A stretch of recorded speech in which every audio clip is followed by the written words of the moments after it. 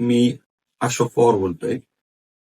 शिरूर शहराजवळ बायपासपाशी संग्राम हॉटेलच्या समोर जिथं रस्त्यावरील दुभाजक पूर्वी मी स्वतः उभा राहून तो बंद केला होता, तो परत कुणीतरी तो दुभाजक तोडला.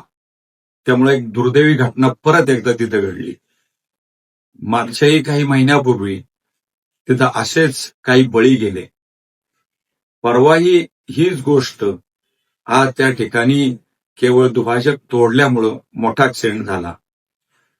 खरं म्हणजे हा दुभाजक आता भविष्यामध्ये एकदम कसा पॅक होईल, तोडता येणार नाही हे पाहावं लागेल. शिवाय ज्यांनी दुभाजक तोडला त्यांना काहीतरी कठोर कारवाईची शिक्षा झाली पाहिजे. कारण शेवटी जीव महत्वाचा असतो. आज तरुण जीव जाणं ही अत्यंत दुर्दैवी गोष्ट आहे. काही चूक नसताना सुद्धा आज मोटरसायकलीवरच्या एखाद्याचा जीव जाणं ही अत्यंत दुर्दैवी गोष्ट आहे.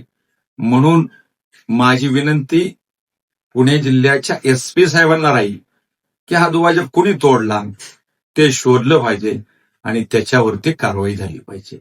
धन्यवाद.